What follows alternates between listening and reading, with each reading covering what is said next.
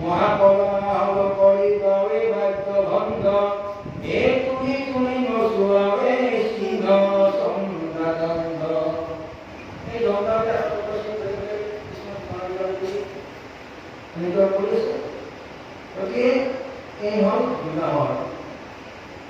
কৃষ্ণ অৰ্থাৎ দীপাবলী যে এনেকৈ কৃষ্ণ বৰদৰে হেৰিকৈ দেখুৱাইছে। এনেকৈ পৰম বিক্ৰমে তেওঁ দ্বাৰকা প্ৰদান কৰে, ভাল কৰে, আনন্দ কৰে। সত্যসমে বিচিত্ৰ মন্দিৰে হৰি কৰিলে অন্নপূজা মনোৰথ কৰি দ্বাৰকা কৰি। তাৰপিছত আছে ভদ্ৰাৰ সৈতে কৃষ্ণ বিবাহ ভদ্ৰা। আমি এটি কৃষ্ণ বিবাহ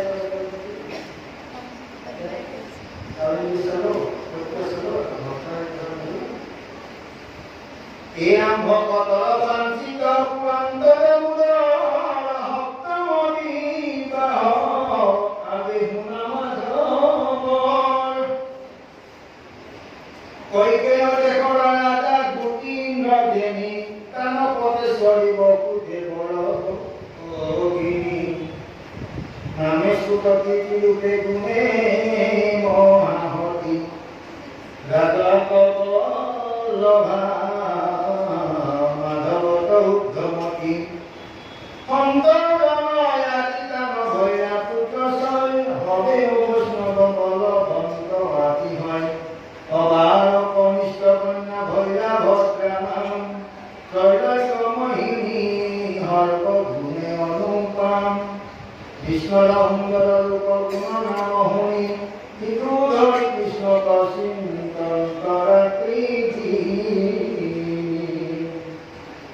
কৃষ্ণ গুণগানন্ত গুণন্ত কৃষ্ণ কথা কৃষ্ণৰে বাৰ্তাক পুষন্ত যথা তথা।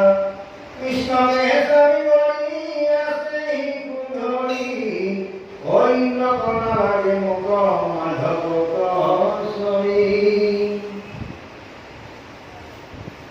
কৃষ্ণই এনেকুৱা কৰা নাই যে কোনোবা যদি কন্যাই ইন্দ্ৰক ঘটনা কৰি ভাগ কৰিছিলে সেইজনক কৃষ্ণই হৰণ কৰা নাই। এতিয়া গোটেই যেতিয়া কন্যা বিবাহত কৃষ্ণক ঘটনা কৰি কৃষ্ণক ভাৱনা কৰা। প্ৰথম কৈছে যে প্ৰথম ৰুক্মিণী যেতিয়া বিবাহ কৰাইছিল তেতিয়া ৰুক্মিণীকে আদি কৰি শিশুপালক দিবৰ বাবে তেওঁলোক যত্ন কৰিছে। সেই শিশুপালহে আটাইতকৈ ডাঙৰ কথা। সেই শিশুপালকলৈ মোৰ ঘনিষ্ঠ মনৰ মিলি মই ধুনীয়াকৈ আমি চাওঁ মিলিব বাবে ভাল হয়। গতিকে সেই দিব কিন্তু ৰুক্মিণী ভাবি আছিল কৃষ্ণ ভাবি আছিল ৰুক্মিণী যেতিয়া মৰ্যাদা দিব কৃষ্ণৰ ব্যাকুল হৈ গৈছিল যে মোৰ প্ৰতি যিটো ভাৱনা তাক যদি মই ৰক্ষা কৰিব মোৰ মোক নাভাবো মই ৰক্ষা কৰিব। গতিকে কৃষ্ণ যিজনে ভাবে কৃষ্ণ যিজনে স্মৰণ কৰে অহৰ্নিশে আৰু কৃষ্ণ যিজনে আপোন কৰি এটা সম্বন্ধ গঢ়ি তোলে। সম্বন্ধ গঢ়ি তোলে তেওঁলোকে যেনিবা প্ৰতিৰূপে সম্বন্ধ কৰিছিল, অতিসকলে কান্তাৰূপে তেওঁক হেৰি কৰিছিল, অৰ্জুনে কথা কৈছে আমিও কৃষ্ণক যেতিয়া সম্বন্ধ আমি কৃষ্ণক যেতিয়া ভক্তি কৰিব লাগে তেতিয়া এটা এটা সম্বন্ধ আমি গঢ়ি ল'ব লাগে। আমি এটা সম্বন্ধ গঢ়ি লৈছোঁ। আমি ভকতসকলে কি সম্বন্ধ গঢ়ি লৈছোঁ চাওঁ। এটা সম্বন্ধ আমি গঢ়ি লওঁ। কি সম্বন্ধ? মোৰ ইষ্টদেৱ যাদৱ ৰায় আমাৰ পৰিবাৰৰ নামে কয় আমি ইষ্ট দেৱতা হিচাপে মোৰ ইষ্ট দেৱতা হিচাপে আমি ভকতসকলে দেৱ বুলি আমি দশৰাই দুৰ্গীয়ে চিত্ৰৰূপে কৰিছে। গতিকে তেওঁলোকে নিজৰ কিবা কথা আজি কি প্ৰক্ৰিয়া এইবিলাকে প্ৰতিৰূপে প্ৰচাৰ কৰিছে। ঈশ্বৰ জনে যি ৰূপে বাসনা কৰে সেই ৰূপে হয়। দুৰ্যোধন কম্স হিৰণ্যকশিপুৰ কি ৰূপে পাইছে ঈশ্বৰক পাইছে কি ৰূপে পাইছে বাঞ্ছা কৰিছে শত্ৰু ৰূপে পাইছে অৰ্থাৎ কৃষ্ণ আছে মানে সমস্ত অন্তৰ্যামী আৰু সমস্ত মনৰ বাঞ্ছিত পূৰণ কৰোঁতা একমাত্ৰ ঈশ্বৰ। গতিকে তেওঁ জনে যি ভাৱত লয় তাতে তেওঁলোকে পায়। এতিয়া ভদ্ৰাৱতী ভদ্ৰাৱতী তেওঁ ভাবিছিলে যে সৰুৰ পৰাই ভাবিছে শিশু ধৰি কৃষ্ণ চিন্তন দিনে ৰাতি কৃষ্ণ কান্ত সুমন্ত কথা কৃষ্ণ কথা কৃষ্ণহে ভাল কৃষ্ণ যথা কথা ৰাতে কৃষ্ণ কথা তাকে লোকেরা কৃষ্ণ করে আমরা যদি আমরা বলছি ভক্ত ছিলেন এখানে কৃষ্ণ কথা বলি একটু হন প্রেম প্রেম বুঝবেন আর ভগবান যেটা আশ্রয় নেব সেটা এই দুটো বলে বলে প্রেম আর আনন্দ বলে কৃষ্ণ কথা বলে আনন্দ কৃষ্ণ প্রেম হব এই দুটো কথায় হয় এখানে মুনি মুনি আসো জগততে নাহি দন্ত পরমেশ্বর হরি গুরু গয়ুতম তেহেন দেহ স্বামী মোর হইবা হাঙ্গে হাঙ্গে এই মতে চিন্তি কন্যায় আসে মহারঙ্গে কীর্তি মাতৃ ভাতৃকার বুঝিলাই গীত হবার হইলে মাধব পদিবে শিক্ত তৈল কগনাহিয়ে কৃষ্ণ রহমান নাহিয়ে কদক কান্ত কর কন্যাদান কুটুম্বে আলসিয়া করিলা নিশ্চয় মাধব জামাই হইলে কাকয় আসে ভয় পাশে হন্তর নয় আদি পুত্র কথায় কৃষ্ণ কয়া পণি দিয়ে আমি মাতায় এই উদ্ধয় ব্রহ্মণ হইলা পরম উৎসাহ বিধিমতে মাধবত দিলন্ত বিবাহ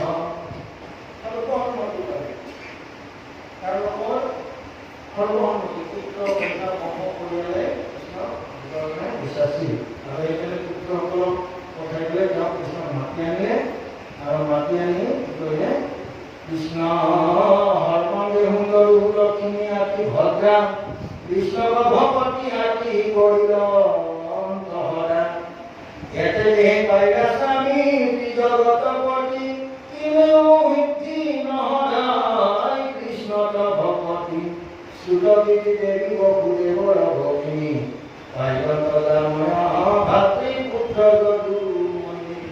তেতিয়ালৈ ব্ৰহ্মজনৰ হেৰি নাছিলে আমাৰ ভাইকৰ আমাৰ ছোৱালী বিয়া কৰাব কৈছিল মই সংস্কাৰ বহুত সংস্কাৰ আজি আমাৰ সেইদিনা নচলে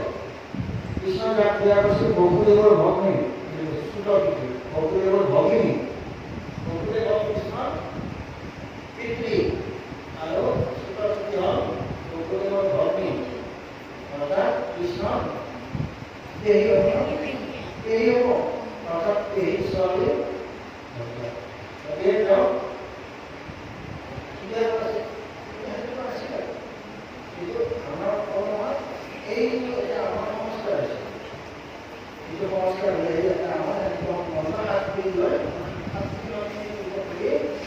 বিবাহ কৰিব নোৱাৰা বুলি আমাক বিবাহ পদ্ধতি অৰ্থাৎ শাস্ত্ৰই সেইটো সিদ্ধান্ত হৈছে এয়া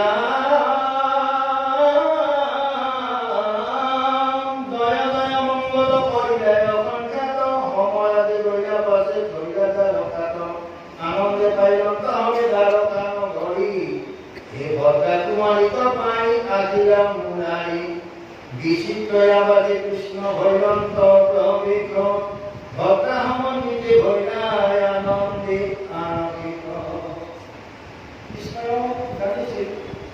আগৰ পৰা নিমাতে আগৰ মাজত ভাৰতৰ নিৰ্মাণ কৰিছিল আৰু তাতে অনেক মন্দিৰ আছিল সকলো আমাৰ এটা মন্দিৰ বনাই দিছিল আমাৰ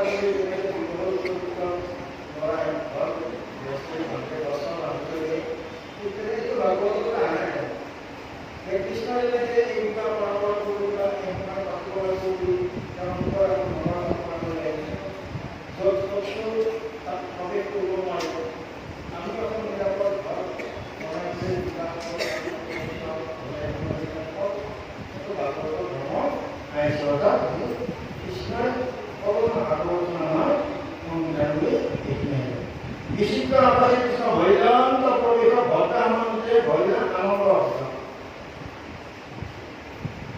আৰু এতিয়া আমি একেবাৰে অষ্টম বিভাগটোতে পালোঁ এয়া অষ্টম বিবাহ হবে শুনিও কৃষ্ণৰ শ্ৰৱণে মুকতি আতি মিলে মনোহৰ মত নামে দেখৰ মুই পতি বৃহৎ হেন হে কৃষ্ণৰ ভকত তপ বলে ইন্দ্ৰজেন আনয় কন্যা ভৈৰা ত্ৰৈলোক্য মোহিনী নামত লক্ষণা সৰ্বগুণে হুল মদ্ৰদেশৰ নৰপতি বৃহৎহীন তেওঁৰ ইমান পৰাক্ৰম আছিল বা ইমান বল আছিল তেওঁ ইন্দ্ৰৰ সমান ইন্দ্ৰৰ দৰে মৰ্যাদা লাভ কৰিছিল আৰু তেওঁলোকে একেবাৰে ত্ৰৈলোক্য মোহিনী কন্যাৰ লক্ষণ আছে তেওঁ কি কৈছে যে কৃষ্ণৰ চৰিত্ৰ গুণ যেন বাহুবল নাৰদৰ মুখে কন্যা শুনিলা সকল তেওঁ নাৰদৰ মুখে কৃষ্ণৰ কি বাহুবল বা কৃষ্ণৰ যে অপৰা যে কি কৃষ্ণৰ যে অৰূপ কৃষ্ণৰ যে নিৰ্গুণ গুণসীমা নাই এই সকলোবিলাক নাৰদৰ মুখে শুনি তেওঁৰ মনত কৃষ্ণ সমৰ্পণ কৰিছিল লক্ষণা দেখিব স্বামী গুলি মাধৱ কথাতে হিয়াত পক্ষিবন্ত চক্ৰ পানী স্বামী গুলি মাধৱক বৰি লয়া তুমি স্বপ্ন সপন হসিতে জান নাহি আনমন কৃষ্ণ চিন্তন্ত গান্ত কৃষ্ণ কীৰ্তন সৰ্বদাই নিহিবৰ মাগন্ত হুলৈ মোৰ প্ৰাণ স্বামী হন্ত তজে বৰহৰি দেৱে মাধৱ কময় নপাওঁ স্বামী কৰি প্ৰাণ স্বামী মৰি কৃষ্ণ মৰি তেওঁলোকে দৃঢ় সংকল্প লৈছে যদি মই কৃষ্ণক স্বামী নাপাওঁ তেতিয়াহ'লে মই কাকো স্বামী কৰি নকৰোঁ তেতিয়াহ'লে মই কামটোৱেই কৃষ্ণক সমৰ্পণ কৰিম কাম ত্যাগ কৰি মই কৃষ্ণক সমাধিত হ'ম এই কথা দেখি তেওঁ সুদৃঢ়ভাৱে মনত দৃঢ় সংকল্প কৰি ল'ব জীউৰ নিশ্চয় হেন জানি বৃহৎহীন এই শুনি আছে মাধৱৰ ৰূপ গুণ যেন সাক্ষাতে ঈশ্বৰ হৰিজগত পতি কৃষ্ণ কবি গ্ৰহ দিবে কাম হৰিনামতি অনন্তৰে ৰাজা পাছা চিন্তিলাই উপায় কেন মতে পাৰিব কৃষ্ণ দেৱ প্ৰজামায় অয়ম্বৰ অংগীৰা যায় আত্ম সমস্তে ইমতে কৃষ্ণ কন্যা দিব বিধিমতে কীৰ্তি এক মৎস্য চক্ৰহাত ভৰি কৃষ্ণ বিনা কেহ ভেটিবি নাপাৰি হেন মনে বুঢ়ী ৰাজা কৰিয়া দুপুত সদায় নন্ত মৎস্য চক্ৰ আতি অদ্ভুত কনকে খচিত দিব মৎস্য কবৰ এই সুমঞ্চে থাকিয়া ধৈলা স্তম্ভৰ ৰূপাৰ আলগতে গমে যেন কোমলৰ ৰসাত হে বাহিৰে ঢাকিয়াই আছে নমনীয় তাত এইটোহে মৎস্য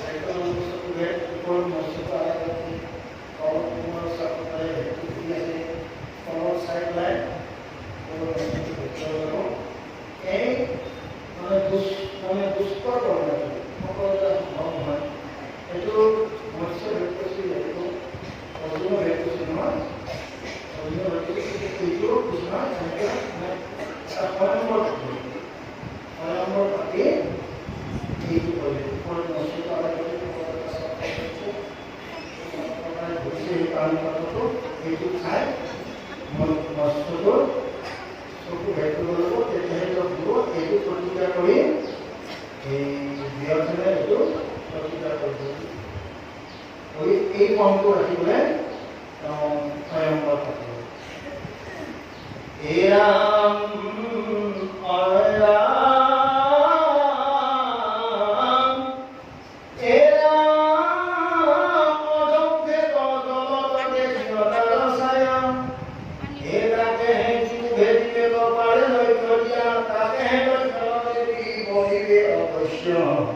এই কথা পঢ়িব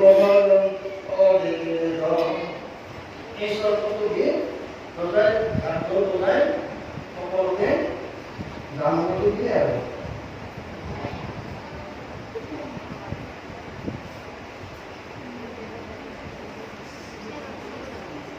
এৰা মুনি মহাৰাজা মিলা সকলে নাৰায়ণ মহিলাহাতি মহাবহুত হলে মাধৱ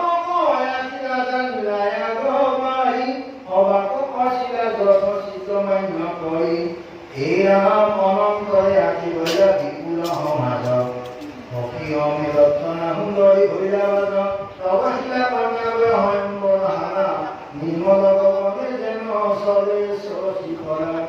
লক্ষণ করে চল বদনে মোহ ভয়া জিউ কহ মধি রাজা বুড়ি হয়ে লইলা এই মৎস্য বেদিত বারে ভেদিঘাত রত্নমালা দিয়া তুমি বই গাছা সিদ্ধান্ত দিলা কি ভগবান না লইলাতে হিমতে কইব এই কেহ ঘরে কেহ ধরি দেনা পাই কেহ লগাই মত পোলা এয়া পলাই হইতে পারে এরা কেহ তাই বড় লগাই নপারে কেহ পর দিয়া রাতে ধেনু হইতে পারে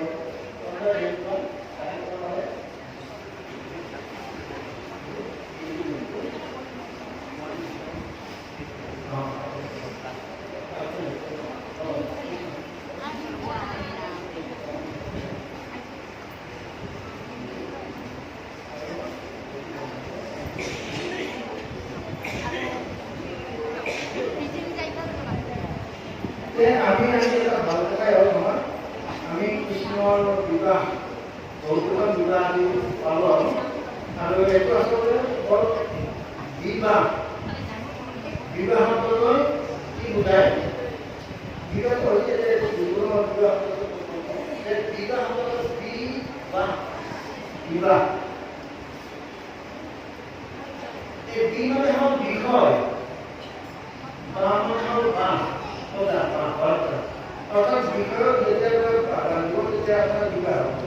বিবাহ হ'লে বিষয়ৰ দ্বাৰা আত্মসমৰ বিষয়ৰ আত্মসমৰ সেইটো বিষয়ৰ বাহ আৰু বিবাহ বি ব সমাজত বি ব আৰু এই ব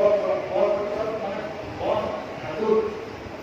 হয় প্ৰত্যয় যোগ হয় বিবাহ সম্পন্ন হৈছে বি শব্দটো বিশেষ বুজিছে আৰু ব শব্দটো বহন কৰা বুজিছে এই এটা অৰ্থ হয় যে এই যাৰ বিবাহ হ'ব সি বিশেষভাৱে বহন কৰিব লাগে কিছুমান চৰ্ত থাকে বিশেষভাৱে বহন কৰিব লাগে বিবাহৰ বিশেষভাৱে কোনো দায়বদ্ধতা নাই কিন্তু বিবাহৰ দায়বদ্ধতা আছে বিশেষভাৱে বহন কৰিব কাৰণে দায়বদ্ধতা গ্ৰহণ কৰিব দায়িত্ব ল'ব লাগিব সেইকাৰণে তাক বিবাহ কৰে আৰু এই বিবাহত কি হয় দুটি প্ৰাণী এক হয় এখন দায়িত্ব ধৰ্ম পালনৰ প্ৰৱৰ্তন হয় যেনেকৈ আমাৰ দুখন নৈ লগ হৈ এখন ডাঙৰ নৈ হয় আৰু সেই নৈখনৰ যেনেকৈ স্ৰোতেই হওক জলেই হওক শক্তি বাঢ়ে ঠিক যেতিয়া কোনো প্ৰকৃতি লগ লাগিব তেতিয়া শক্তি বাঢ়ে ভয়াৱহ সংসাৰখন কোনো প্ৰকৃতি হৈমাত্মী যদি কোনোবাই প্ৰকৃতি একমতি হৈ যায় ভয়াৱহ সংসাৰখন অনায়াসে পাৰ হ'ব পাৰে সেইকাৰণে বিবাহ সেইকাৰণে কৈছে যে আমাৰ যে কোনো বৈজ্ঞানিক ধৰ্ম কোনো ঋষিমুনি হয় সিহঁতে কি হয় ভক্তি কৰিব নোৱাৰে ভক্তি কৰক দায়িত্ব ধৰ্ম পালন কৰক কৃষ্ণকে বিবাহ কৰক এনেকৈ আমাৰ প্ৰভু বিবাহৰ প্ৰচলন নাই কৃষ্ণ ধৰ্মতে যদি কৈছে তেতিয়া আজি সমাজৰ জনসাধাৰণৰ আমাৰ জনসাধাৰণৰ বহুবিলাক আইনত উদ্যোগ আছে কিন্তু বিবাহ কৰি ভক্তি কৰিব লাগিব বিবাহ কৰিলে ভক্তি কৰি দায়িত্ব ভক্তি কৰিলে অনায়াসে পায় যোগী যদি হয় ধ্যান কৰি পৰ্বততে ধ্যান কৰি ক'ৰবাত যদি ধ্যান কৰি গুহাত ধ্যান কৰে তেতিয়াহ'লে বহুত বছৰ ধ্যান কৰিব লাগিব কিন্তু দায়িত্ব ধৰ্ম ধ্যান কৰি আপুনি দুই দণ্ডত মুক্তি পাব পাৰে এইটো গতিকে সেইকাৰণে এই বিবাহৰ পৰম্পৰাবিলাক কৈছে আৰু এই বিবাহৰ কথা শুনি পৰিচিত কিন্তু আকৌ বিবাহৰ ফালে মন হয় আকৌ সংসাৰৰ ফালে ধাৱন কৰা এই বিবাহৰ প্ৰত্যেকটা বিবাহৰ কথা শুনি পৰিচিত মনবিলাক কি হৈছে উদাৰ হৈ গৈছে আৰু সেই উদাসীন যেতিয়া উদাসীন হৈ গৈছে উদাসীন কোনো বান্ধে বান্ধৱ সম্বন্ধৰ কোনো মায়া বান্ধৱ কৰা নাই বা বান্ধা নাই এইটো যেতিয়া বিৰত হৈছে তেতিয়া তেওঁ কৃষ্ণৰ সান্নিধ্য পাইছে গতিকে এইখিনি হ'ল আমাৰ কৃষ্ণই আমাক দেখাইছে যে আপোনালোকে গায়ত্ৰী জীৱন পালন কৰক গায়ত্ৰী ধৰ্ম পালন কৰক আৰু মোৰ প্ৰতি সৰ্বধৰ্ম এই অধৰ্ম আস্থা প্ৰতিৰোধ হিচাপে আমাক আৰু আপোনালোকে মোৰ প্ৰতি পৰম শ্ৰদ্ধা কৰে আৰু মই আপোনালোকৰ সমস্ত সমাজৰ দায়িত্ব পালন কৰিম, সম্পূৰ্ণ মততে অৰ্পণ কৰা বুলি কৃষ্ণই কৈছে। এইখিনি হ'ল কৃষ্ণৰ মাহাত্ম্য, এইখিনি হ'ল কৃষ্ণৰ গুণৰ কথা, এইখিনি হ'ল কৃষ্ণৰ আদেশৰ কথা। এইকাৰণে কি কৈছে, এই গোটেইখিনি মানে বিবাহৰ কথা আজি ৰাজধানী বিবাহত আৰু আপোনালোকৰ পিছত পাব। আৰু বহুত কৃষ্ণই পত্নীক পত্নী গ্ৰহণ কৰিব। আমি এইখিনি আজি যিসকল বুদ্ধি কৰিব পাৰিলে এই মঞ্চলত যিটো পাৰে তেওঁলোকৰ ৰত্ন দিয়া কোনো পৰিবাহ তাহাঁতক কোনো ৰাজাজনৰ কন্যাক যেতিয়া মন নহয় মানে কেহ ধৰে কেহ ধৰিতে নাপাৰে, কেহ আলোকাই মাত্ৰ পেলাব কৰে, কেহ টানি টানি জোৰ লগাই দিতে নাপাৰে, কেহ বল দিয়া আজি ধেৰ হতে পৰে। দেখি অর্থনা ধৈর্য রঙ্গমান কেহ নাপারিতে পারি বন্ধ নয়, আপনার মতো জ্ঞান করতে মরে আনন্দ করে মরার আনন্দ করে কেউ করিতে কেউ লোকে মরলে মই ঈশ্বর কৃষ্ণ নারায়ণ ঈশ্বর পাইব। কেহ মরার গুণ লগাই শ্রীমতে ভেদিব উপায় না পাইলে বড় অঙ্গ একটু প্রভৃতি ভীষ্ম দুর্যোধন মানে নুকুলিয়া শিখি ভীষ্ম দুর্যোধন আসিয়াতে কর্ম আসি অনন্ত উঠিবে ধরি কুম্ভদ্র সায়াম শরীর অধমুখ করি হানিজন মৎস নভদ্রা সকলক সুদেব মাত অর্জুন আছে অর্জুনের অর্জুনের খুব মজুর ভেদিব মাস্টার সুন্দর অর্জুন অধমুখে করি হানিজন মৎস নভেদ্রা সকলকে সুদেব মাত ধ্যান দেখি রাজা হই বকিলা অর্জুন দেখি হলে বলে আবার ভেদিবে কম কোনতে রাধা চক্র ভেদি বাইরে দ্রৌপদীত তৃতীয় যন্ত্র দেখা আরো তাহাতে অধিক পূর্বে এই চন্দ্র ভেদিবলৈ অর্জুন পাইছে। গতিকে দ্রৌপদী গতিকে এইটো তৃতীয় যন্ত্র দেখো আৰু তাহাতে অধিক সেইটো যন্ত্ৰ তাতকৈ অধিক কৃষ্ণৰ অৰ্জুন সেইটো চুলেহে মাত্ৰ ভেদিব নোৱাৰে। নাহি বাক্য ধন্দ্ৰ বুঝিলে তুমি লক্ষণৰ মুখলৈকে হবে আকুল অনন্তৰে ভগৱত বচন সত্য ভেদিব উচিত ধৈৰ্যৰঙ্গমে চৰণ নপুৰ ৰুম কৰে ভোগ দেখি লক্ষণৰ মন পৰম তপধন মাননে ৰাজে গণে আছে চাই সত্য ভেদিব বচন জান্ত বুঝিলে বিক্ৰম নভৱে ধৈৰ্য স্তম্ভ মূল পাইলা তিনেতো নভৈলে কোনো ধনুকৰ লয়া স্তম্ভ বলে কুম্ভজল থয়া আছে ভৰি একেবারে সায়না কাজ আইলন্ত হই বায়ুবেগে খুঁজে মৎস্য লক্ষিতে না পারে কঙ্কালে ভগবান ধরিলে মুদালে গাঁও মানে ধরিলে আর ধরি একেবারে তো দুসে একেবারে তো গুণ লগাইছে আর গুণ লগায় জমকে দুর্গতি যেতে জম এই মৎস্যকে ধরিলে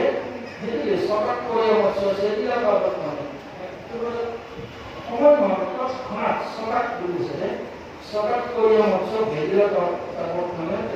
মানে দুই খণ্ড হুয়া পড়ি করিল এই মৎস্যটি আৰু আশা পূৰণ লক্ষণা আশা পূৰণ। গতিকে এই হ'ল পৰম তত্ত্বটো হ'ল যে কৃষ্ণ যিটো ভিতৰৰে ভজনা কৰি আৰু যিটো আশা পালি থাকে আশা এটা আশালৈ কৃষ্ণ ঘটিব লাগিব কিবা এটা যিটো আশালৈ কৃষ্ণ ভজনা কৰা হয় সেইটো সেই আশা নিশ্চয় পূৰণ হ'ব। গতিকে এই হ'ল পৰম তত্ত্ববোৰৰ কথা। সেইকাৰণে কৈছে আতি মহানন্দে আখিল দেৱ যত পাৰিজাত মানৱী শিৱৰ পৰিগত জয় জয় কৃষ্ণ বুলি জকাৰ পালন আমাৰ অলপ জকাৰ দিলে নহয় জগত মাংগলিক ধ্বনি হয় মাংগলিক ধ্বনি। গতিকে এই মাংগলিক ধ্বনি কৰিবলৈ মংগল নৰনাৰীসকলে নাৰীসকলে চব জকাৰ দিলে পুনৰনাৰী কৃষ্ণ চৰিত্ৰ বিচিত্ৰ সাক্ষাতে অমৃত পৰম পবিত্ৰ অমৃত কৃষ্ণৰ চৰণে তেওঁ কহে অনন্ত কণ্ডলী ৰাখি হৰি বলা কলে তাপ পাপ কলি কলিয়ে পাপ। গতিকে এই পাপ ওলাই যাওক কৃষ্ণৰ নাম ঘোষণা কৰক আৰু কলিৰ যুগত কলিয়ে সদায় পেছাৰি থাকে চাপ দি থাকে যাতে সমর্থিত করব না, তারপরে নিজেকে সম্ভালি উচ্চমানের যদি কথা হয় এটা এখন আমি এখন আমি পাঁচ যতটা সময় করে এই পৰ্যায়লৈ আমি আহিব পাৰিম বা ঈশ্বৰে আমি আশা কৰিছোঁ তাকে আজি ইমানতে আমি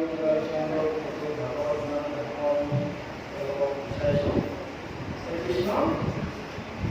এৰা